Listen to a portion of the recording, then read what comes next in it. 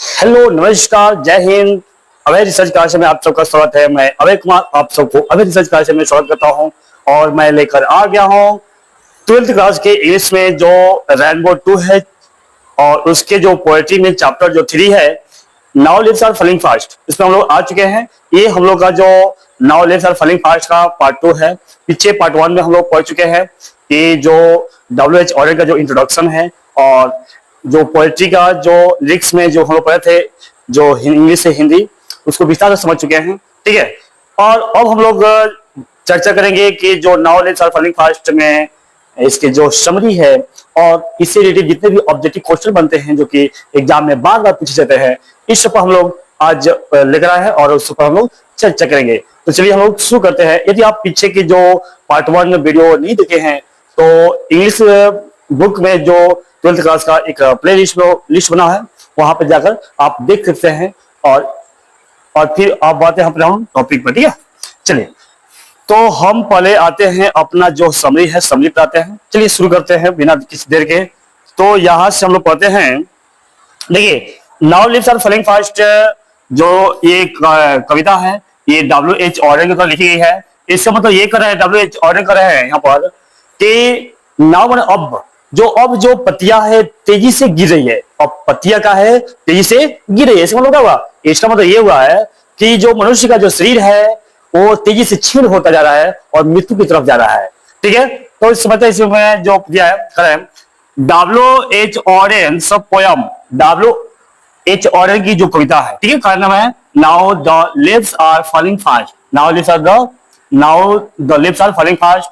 Reflect में होता है वो प्रकाश डालती है या उसको वर्णित करती है किस पर? वो on the cycle of life, जो जीवन का जो चक्र है ना, जो जीवन का जो चक्र चलता है, जैसे नहीं होता है कि एक शिशु अवस्था होता है, बाल्यावस्था होता है, उसके किशोरावस्था होता है, युवा अवस्था होता है, प्रौढ़ अवस्था होता है और वृद्धावस्था होता है, और फिर इसके बाद मर जाता है। तो ये जो साइकिल है जीवन के, इसके बारे में क्या किया है WH ऑर्डर ने वर्णित किया है। ठीक है, and inevitability of death, inevitability of death मतलब जो जीवन की जो क्षय है, जीवन की जो नजदीकिया है, उसके बारे में ये वर्णन किया है कि किस तरह से हम लोग अपने मृत्यु को प्राप्त कर रहे हैं, मृत्यु की तरफ जा रहे हैं।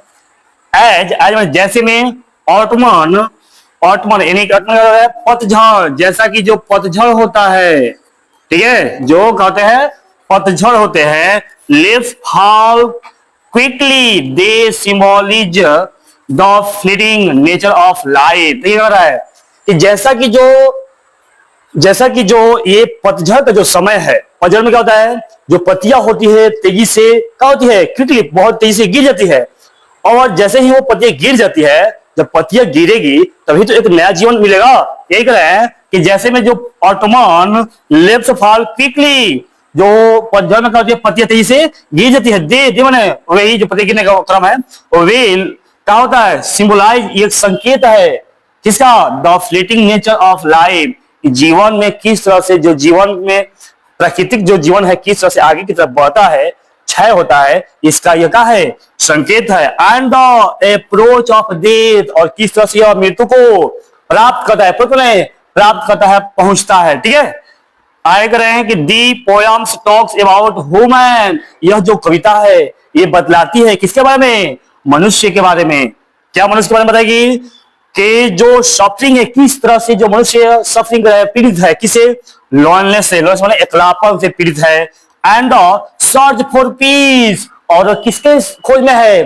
शांति खोज में घूम रहा है। जो मनुष्य है वे शांति खोज में क्या रहा है, घूम रहा है। ठीक है, एंड हीटिंग, और क्या रहा है, बहुत ही अंदर से जल रहा है, मतलब उसे नफरत से भरा क्षीण हो रहा जा रहा है, वे अकेलापन का शिकार हो गया है। ठीक है, और एक शांति के खोज कर रहा है ना, ठीक है, शांति खोज रहा है। आए कर रहे हैं कि Auden uses religious and mythological image like the Norse and words. कह रहा कि जो ऑर्डन है उसने प्रयोग किया है किसका? जो रिलीजियस है, जो धर्म है, और जो मैथोलॉजिकल इमेज, जो मैथोलॉजिकल इमेज होता है, यानी जो एक ऐसी कविताओं के माध्यम से जिससे एक विचार उत्पन्न हो जाए, एक इमेज बना दे, उसको बताया है। जैसा कि क्या है, जैसा कि नर्स एंड वर्ड्स, नर्स के बारे में बताया है कि किस तरह से जो नर्स होती है वो क्या करती है, सेवा करती है किसकी, बर्ड्स की। यानी यहां पर ये होता है ना, देखिए क्लियर से, एक होता है नर्सेस फ्लावर्स। नर्सेस फ्लावर का मतलब होता है कि मान लीजिए कोई पौधा है, ठीक है, कोई पौधा है और इस पौधा के नीचे बहुत सा छोटा सा पौधा होता है, ठीक है। तो अब इस पौधा पर ही ये पौधा का है सहारा, इसके साथ क्या चल रहा है। लेकिन जब इसी के पत्ते जब खत्म हो जाएंगे, यही जब सूख जाएगा, ये पत्ते क्या हो जाएगी, खत्म होने लगी, तो ये कर रहा है। और यही नहीं, और इस पे जो पक्षी रहती है वो भी क्या हो जाएगी, वे गीत गाना भूल जाएगी। जिस नाइटिंगेल के बारे में जब बताया है कि वे डम हो जाती है कब, जब पक्षी गिर जाती है। यहाँ पर वे एग्जाम्पल दी है किसका, नर्स का और पक्षी का, वर्ड्स का ना। तो सजेस्ट कंफर्ट एंड रीडिम्प्रेशन क्या कर रहे हैं, उन्होंने सलाह दिया है कि किस तरह से हम लोग कंफर्ट जोन में जा सकते हैं। किसने, WHO ऑर्डर ने कहा है कि किस तरह से वे नर्सेस और बर्ड्स के बारे में चर्चा करते हुए बताया है कि किस तरह से हम लोग क्या कर सकते हैं, एक कंफर्ट जोन में जा सकते हैं, ठीक है। आया करें कि द मूड इज सीरियस, उनका जो मूड है, मूड माने लिखने का जो तरीका है, मोड ऑफ क्या है वो सीरियस, वे बहुत ही क्या है वो बहुत अपने आप कविता को लेकर बहुत गंभीर है, सीरियस है, ठीक है। बट परंतु ऑल्सो होपफुल, लेकिन वे आशा से भरे हुए हैं। वे जो उनकी जो कविताएं हैं बहुत सीरियस होती है लेकिन आशा से भरी होती है। हिंटिंग एट स्पिरिचुअल, वह एक स्पिरिचुअल मतलब, स्पिरिचुअल का मतलब होता है जो हिंट करती है किसको, एक आत्मा जो शांति होता है ना, शांति की क्या कर रही है, एक संकेत करती है अध्यात्म की तरफ, है ना। जो आत्मा का शांति होने अध्यात्म होता है, अध्यात्म की तरफ क्या होता है, ये हिंट करती है, ठीक है। और सिलेशन, वे उसके सिलेशन करती है, यानी जो ये कविताएं है बहुत ही आशा से भरी होती है। It reminds us that thought of is full, ठीक क्या कर रहा है कि इट रिमाइंड्स, ये जो कविता है हम लोग को याद दिलाती है दैट की जो क्या है कि जो जीवन है, life is full is sorrow, यानी जो जीवन है, मनुष्य का जो जीवन है ये दुखों से भरा हुआ है। मनुष्य का जीवन क्या है, दुखों से भरा हुआ है। एंड डिके, और ये क्या कर रहा है, दिन प्रतिदिन ये नष्ट होता जा रहा है, इसमें एकदम निर्जता जो होता है या क्षण क्षीण करते हैं, ये क्षीण होते जा रहा है, ठीक है। There is a possibility of grass and renewal in the end, और क्या किया जा सकता है कि जीवन को खत्म होने से पहले इसको रिन्यू कर सकते हैं, नया बना सकते हैं। देखिए ये जो कविता है नॉलेज और फलिंग फास्ट, इसमें जो पोएट है W.H. ऑरेल, वे एक निराशावादी बात करते हैं कि जो जीवन है ये दुखों से भरा हुआ है, जीवन दुखों से भरा हुआ है, लेकिन हम इसे एक रिन्यू कर सकते हैं, कंफर्टेबल जोन में ला सकते हैं। कब तक, अपने जीवन को अंतिम होने से पहले इसको क्या कर सकते हैं, रिन्यूअल कर सकते हैं। और हम कह सकते हैं कि जो कविता है निराशावादी और आशावादी दोनों के पक्ष में है, ठीक है। और ये जो कविता का ये लिरिक्स है, ठीक है। अब हम लोग आते हैं इसके जो ऑब्जेक्टिव क्वेश्चन है, किस तरह से ये क्वेश्चन पूछे जाते हैं उस पर हम लोग देखते हैं, ठीक है। चलिए तो शुरू करते हैं थोड़ा बहुत जल्दी, क्योंकि बहुत सारे क्वेश्चन है हम लोग के पास।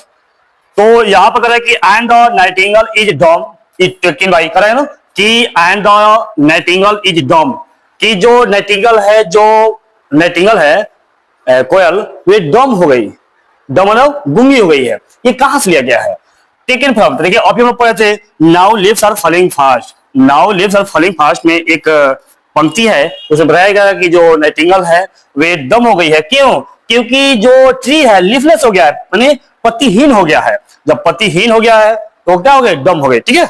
चलिए तो अगला है हम लोग कि and the active hands must feel like me lonely on the separated ना।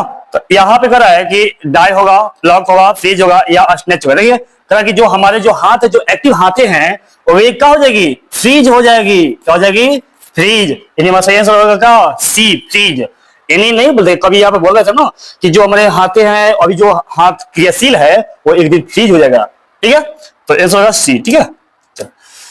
अगला है क्वेश्चन कि who run excluding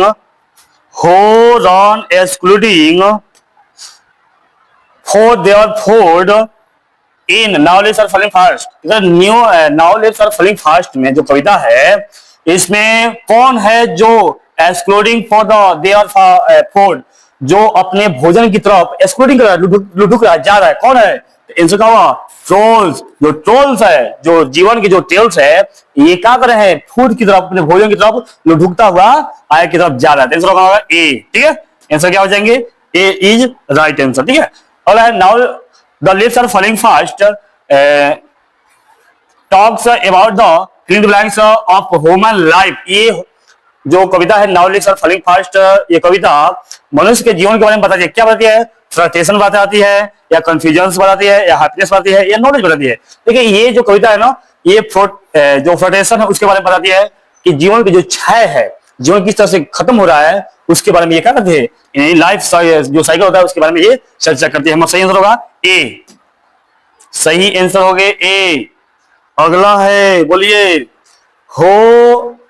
hose white waterfall could bless travellers in the their last. करेंगे होज में कौन सा? जो व्हाइट वाटरफॉल्स कोड ब्लेस, आशीर्वाद के रूप में जो वाटरफॉल गिरा है, करेंगे travellers in the their last. ये क्या है? डिस्ट्रेस है, सैडनेस है, हैप्पीनेस है, या टीयर्स है। देखिए एक जो हम लोग के जो पूर्वज है, वे जिस तरह से बता रहे हैं कि जिस तरह से जो व्हाइट वाटरफॉल है अपने जीवन के अंतिम क्षण तक क्या करता है? जीवन के अंतिम क्षण तक पानी को बरसाता रहता है, उसी तरह हमारे जो पूर्वज है वे क्या करते हैं? अपने जीवन के अंतिम समय तक हमें अपने आशीर्वाद के रूप में जितने भी उनके पास जो धन संपत्ति होती है वे देते रहते हैं। तो ऐसा होगा डिस्ट्रेस। आंसर क्या हो जाएगा? डिस्ट्रेस हो जाएगा। यहां पर हो जाएगा कि whose white waterfall could bless travellers in their last distress. चलिए अगला दिया है कि for Auden poetry was A. ये क्या है? Night game. माने जो ऑरेन है अपने पोएट्री को क्या करते थे? नाइट गेम करते थे? नहीं। क्या वे इंटरेस्टिंग गेम करते थे? नहीं, इसे सीरियस गेम कहते थे। क्या कहते हैं? Serious game. और अपने जो कविताएं होती थी उसको कहते हैं ये क्या है? सीरियस गेम है। क्यों कहते हैं? क्योंकि जो कविताएं होती है वही क्या होती है? वे किसी के जीवन का जो एक रास्ता दिखाने वाली होती है, एक नया रास्ता जो मिलता है उसको दिखाने के लिए काम करती है। कौन? कविता। इसलिए क्या कहा है कि this is a serious game. जो पोएट्री होती है ये सीरियस गेम होती है। ठीक है, अगला करा कि ह्यूमन लाइफ, सेवन करा human life is no better than. जो मनुष्य का जीवन है किससे अच्छा नहीं है? क्योंकि ये निराशावादी है, इसलिए ये कह रहे हैं कि डेथ, जो मनुष्य का जीवन है ना, वो मृत्यु से अच्छा नहीं है। मृत्यु से अच्छा नहीं है, मृत्यु अच्छा है। ठीक है, क्योंकि यहां पर ये क्या कर रहे हैं? एक निराशावादी कवि है। ठीक है, चलिए अगला करा प्रश्न कि travellers in their last distress in is from. ये किसे लिया गया है? तो अभी हम लोग पढ़ रहे हैं कौन सा chapter? Now leaves are falling fast. Now leaves are falling fast is the right answer. ठीक है, चलिए next question. Now the leaves are falling fast written by, किसके द्वारा लिखी गई है? तो हमारे कवि का नाम क्या है? John Keats. नहीं। कौन है? Robert Brooke. नहीं। कौन है? डब्ल्यू.एच. ऑरेन। यस। और जॉन डॉन। नहीं। अब ध्यान देते हैं यहां पे कहेगा प्रश्न कि जो जॉन डॉन है, जॉन कीट्स है, ये क्या लिखे हैं? ये लिखे हैं ऑड टू ऑटोमन। क्या लिखे हैं? Ode to autumn. ठीक है, ऑटो ऑटोमन। ठीक है, और जो रॉबर्ट ब्रूक है क्या लिखा है? दी सोल्जर। दी जो सोल्जर है उसको लिखे हैं। और डब्ल्यू.एच. ऑरेन के लिए है now leaves are falling fast. और जॉन डॉन के लिए है sweetest love I do not go. ठीक है, तो सही होगा बी नंबर। ठीक है, ओके। चलिए नेक्स्ट क्वेश्चन आ जाते हैं हम लोग कि W H. Auden was born in the year. इनका जन्म कब हुआ था? 1917 में, 1908 में, 1907 में, 1913 में।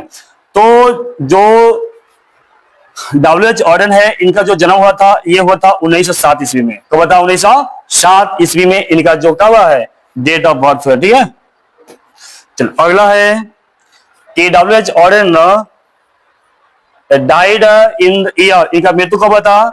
इनका मृत्यु हुआ था 1973 में। कब था? 1973 1973 में हुआ था तो, ठीक है, 1973।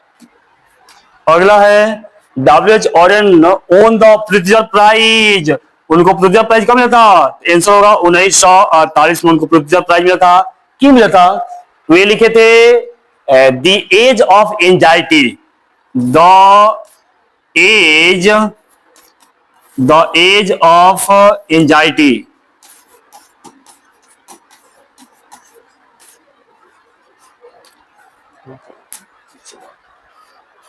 अगला जो है कि now the leaves are falling fast is poem, ये क्या है? ए पेसिमेटिक है या ए पेसिमेटिक या कम ऑप्टिमिस्टिक, मतलब उसका होता है आशावादी, आशावादी या निराशावादी।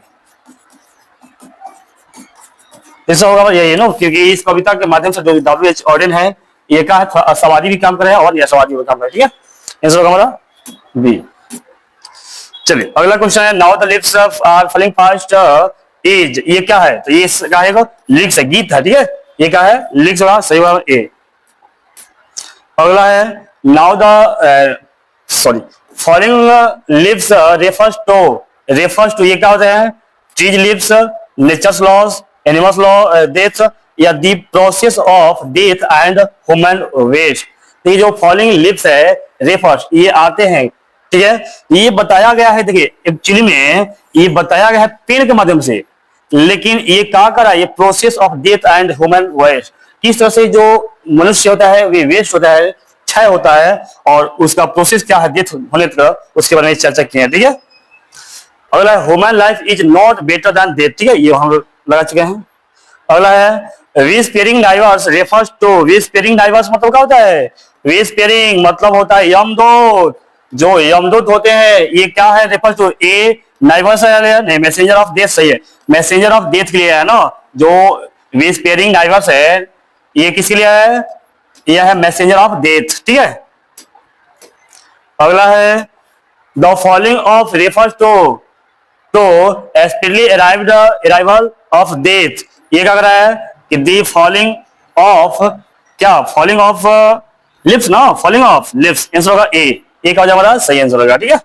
चलिए क्वेश्चन 11 में कर रहा है कि waterfall could bless the travellers passing thought the way, एक व्हाइट है, रेड है, येलो है, ग्रे, आंसर होगा व्हाइट। व्हाइट जो वाटरफॉल है उसके बारे में लेकर ना कि क्या चर्चा किया है, ठीक है। और नेक्स्ट क्वेश्चन का trees shed their leaves in winter, autumn, rain या समर, यानी कह रहा है कि trees shed their leaves in, यानी जो पेड़ में जो पत्तियां होती है कब करते हैं? तो ये होते हैं विंटर, विंटर ऑटोमन।